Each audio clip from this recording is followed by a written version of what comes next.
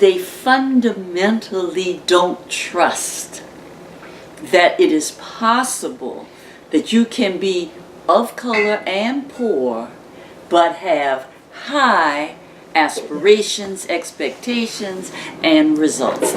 Even though my mother studied at NYU, went to, but they still felt that, oh, those black educators over there, what do they know? They're not. So, because it became a surprise when they came in, and I remember my mother commenting about this after Wilson was sacrificed on the barricades. But anyhow, integration, and they had to integrate those who came in to observe the schools and do accreditation and everything. They were absolutely, I don't remember the book, I wish I had paid more attention. The group was shocked that those books were in the library at Burke School, and they told her that she couldn't have them out on the open shelf, that she had to take those books and put them behind, kind of like, censoring the book, censoring, because yes. Well, not only they're just radical for their thoughts, radical for the level at which they were written, acted. I mean, it was just radical to be there, and some of them probably didn't have them in the white schools, so these books had to be placed behind the counter. And so see, I call that activism.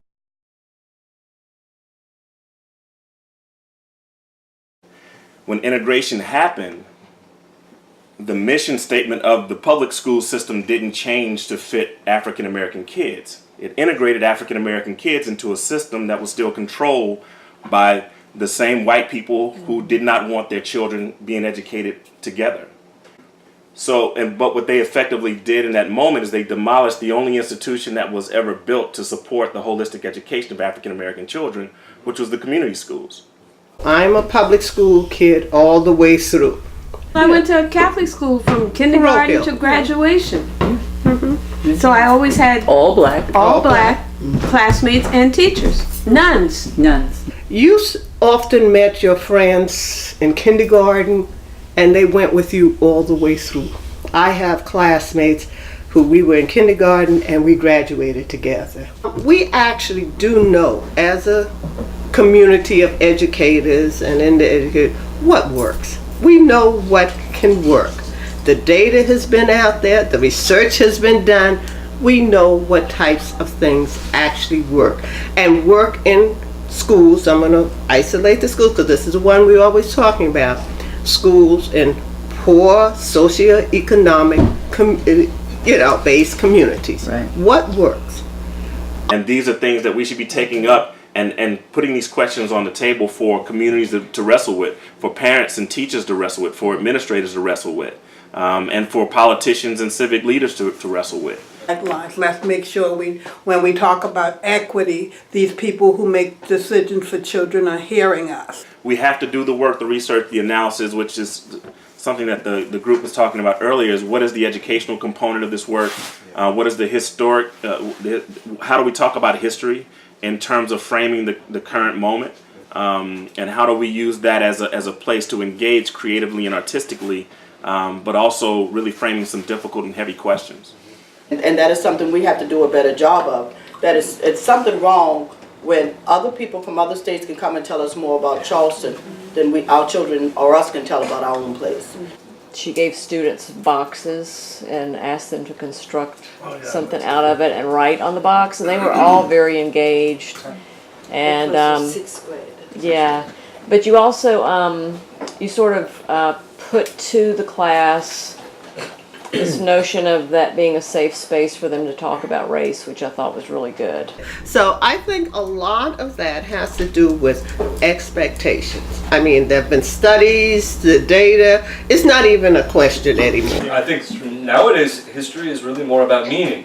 And so there's an interpretive aspect, not cause, not effect, not social science, but experience. I think you probably have learned how important it is just to formulate questions. Don't be fooled by any specific answer you get to those questions, because there's probably an endless number of answers to those questions. So I think the power of the question is more important than any definitive answer. What we're doing is not trying to find solution, but create a spirit. We went out to Marion Square and we took our postcards, and we were able to gather over 100 people within a few hours to write postcards. 138 people within a few hours to write letters to the mayor. And for me, I think for all of us, the most interesting part was walking up to a stranger and saying, "Hi, I am so and so, and this is our project, and would you come and do this?" And people are like, "Yeah, yeah, yeah," The show is not the end; it's just the beginning of looking at things and how to carry that conversation on. And as you sit and have this conversation, 3 and 4 people getting together and say, "We have these same issues. Let's have a meeting on it. Let's carry it to our neighborhood community. Let's carry it to the mayor. Let's do a petition. Let's do a referendum.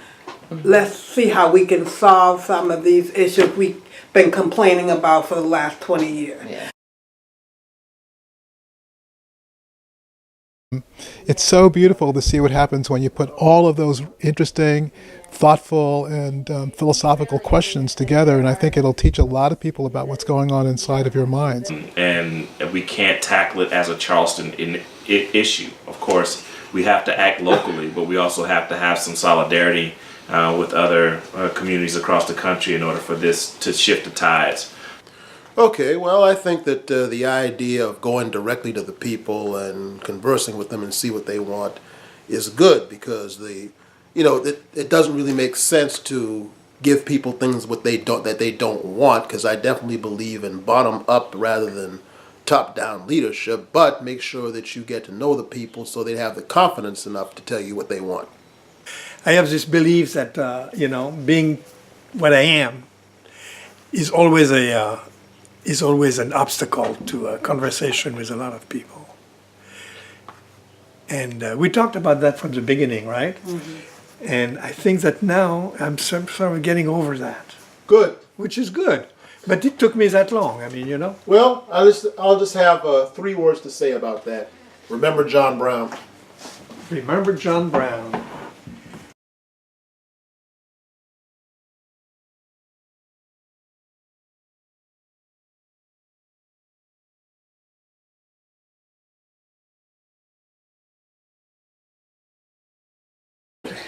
The city said, we can't do that. We're not going to go that route. In other words, we're not going to have any affirmative action here. Right. Yeah, right. We're going to just let it kind of happen naturally. Well, it doesn't happen naturally. It doesn't happen naturally anyway in America. And if you're not willing to defend and protect the access to money, then you just talking. If you're in charge and you're not doing your job, why is it not getting rid of you? We just never seem to get over the fact that this isn't personal. This is not personal. This is institutional.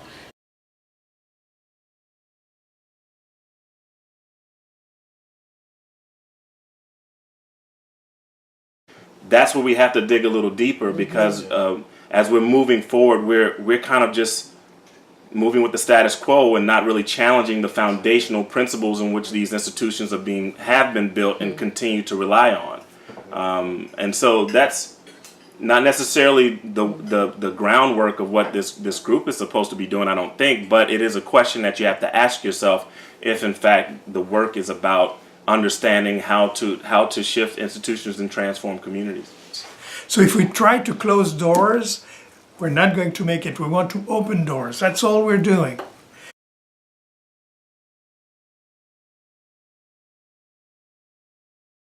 This is the very spot where my brother, Omar Wallace, was killed. I'm tired of the land grabbing. We have a huge food desert. All the places in between are being left out, and they're the ones that really need the most help with the traffic situation and the schools and no shopping. It's really that easy to go to prison. It's not that you have to be doing bad you can just go on a mistake.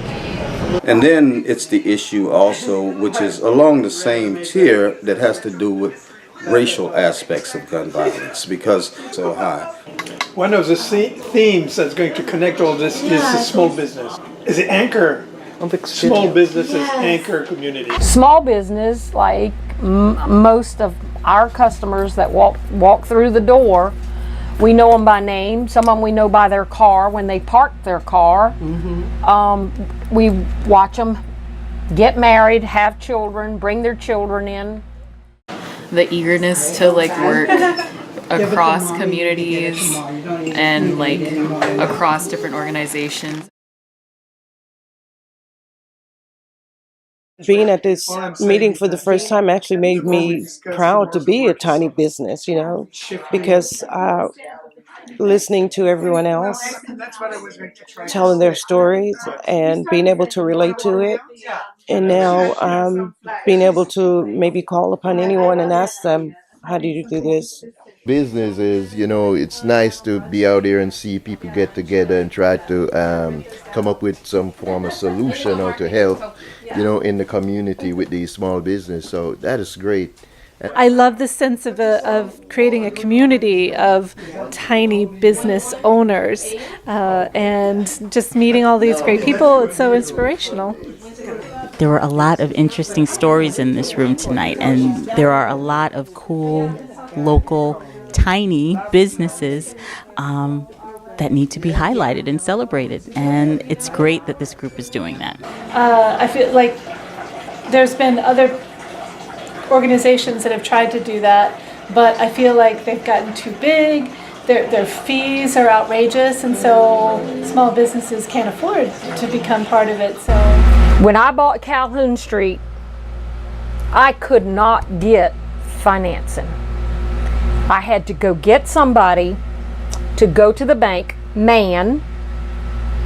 to secure the financing and put my name, and then buy him off of it. I even applied one time to the Small Business Loan Association. To me, I felt like I was going to be signing my life away.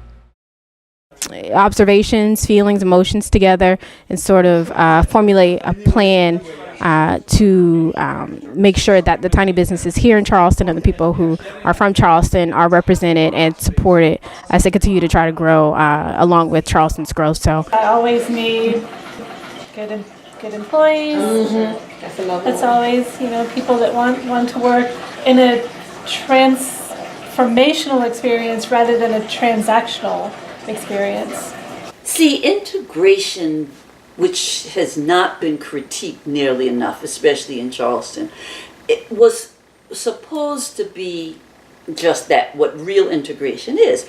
Nobody stopped and asked, well, what happens if white people do not cater and use the facilities owned by blacks?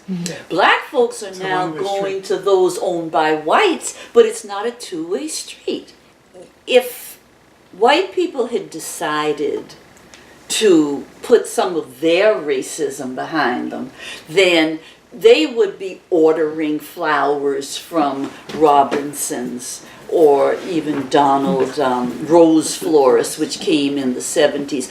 But the idea is monies started moving in one direction. Going to the restaurant to have that connection so the children can meet entrepreneurs themselves, how to start a business, get that ideology in your head that you don't have to work for somebody else, you can work for yourself. Entrepreneurship is a key thing in the African American community. Like I said, back then, that was a big thing back then, because we couldn't get the jobs. So we had to start our own businesses, whether it was landscaping, whether it was just picking up bottles and some kind of, we call it hustle.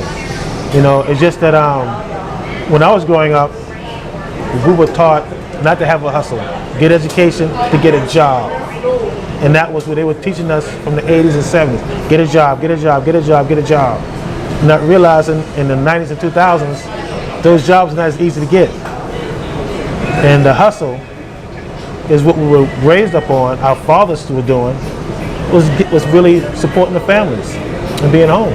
I do believe that we want these new businesses to come and not just take our money, but put money back into the community. So one of the services we provide is called respite. And all respite is a babysitting job. All you do is take the individual away from their caregiver and you're giving them a break. Right. So technically, I don't have to do anything with the kids except remove them from their homes. Right. But then when they come here, I have a curriculum. So that's unique. Oh, yeah. So through my respite program, children are going back home different.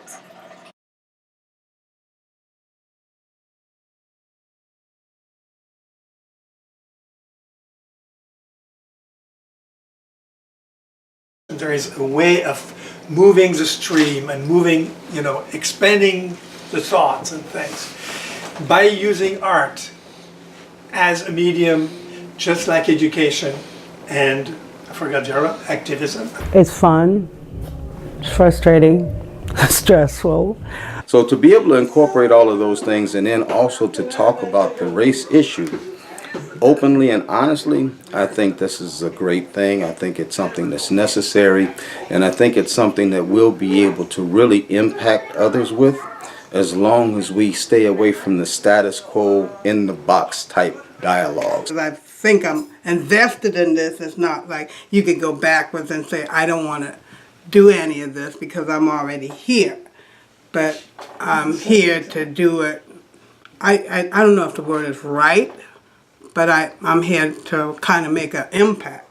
So I want to make sure we're going down the right path. We're asking the right questions. And that... Originally a visual arts project, we would like to see that whether it's a story circle, whether it's a tower, whether it's a stool or a table, there is a visual quality to it because I think we absorb things very much visually. Words are okay, but I think we need to consider that the visual is very important. And that's what we're trying to do. We don't have to be visual all the time, and we cannot be verbal all the time. We cannot. So when we say visual, and you talk about, we had this conversation before, and we talk about peace, or with you, I don't remember. Peace and love, you ask a child, he's going to draw a heart. Mm-hmm. Okay. I think we can do better than this. Before we ask them to do anything, the children in that case, and everybody else, we try to bring content to what we're doing. And that's what we're trying to do tonight, in a way. We build content, and then we come with the content and enhance the ability of people to describe their content in drawing or gesture or dance or story, whatever. So I think we have to really work on the content. The transparency and the visuals are not there for African Americans to keep that, to have pride or to take pride in what the city has to offer. And I think that's what causes the anger. I think there's going to be an ongoing tension of sorts between spontaneity, not wanting to script or structure things too heavily, and yet we need a certain amount of structure or topics decided on, and a lot's going to depend on the facilitators for some of these things. I'm feeling that we're getting closer to our goal of trying to get an authentic meeting in Charleston. I think the more people we bring into the process that can give us some input on how to go about this, we would be more successful. I feel like we're doing something that have a positive good for the community. With the preservation part of it, I was reading the part where it shows that part, preserve everything but us. Yeah. I mean, that's true. It's like, wow. Who are you preserving this for? Well, I like the direction we're going now. Which is a multi-directional. All over the place. Yeah, right. I could just hear my students talking, like in my imagination. I understood the essence of belonging is really where a lot of the personal stories will come and make the public feel that they can be part of a continuing dialogue of about social justice themes. We cannot pretend that what Trump is real racism is real, things that they feel is real, violence is real, bullying is real. So as we do this, we have to make sure we deal with reality and not just what we want the kids to hear. Yeah. But if their friends are being killed, if their friends are being shot, if their friends are put in wheelchairs because somebody shot them, then we can't sit there and sugarcoat that your friends hurt, but we're not going to talk about it. We want people to know who our young men are. Who are they compared to what society see them as? We need to be honest with kids.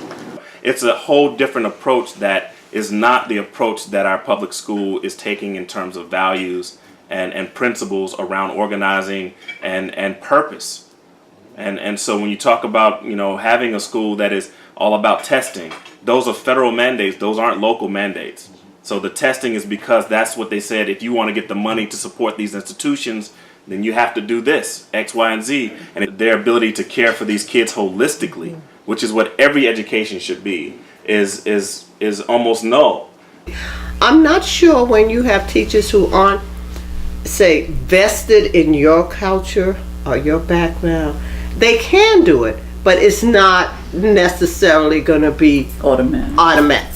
They may do it if they're conscious about it and you make them conscious and they're willing. That is talking about addressing real-time issues from a real point of view, presenting actual truth and working on developing solutions to reconcile that truth back to a world that rejects the truth. I think this is a very valuable work that we're doing right here, and to tie it in through the arts is something that will revolutionize the sensory perceptions of reality.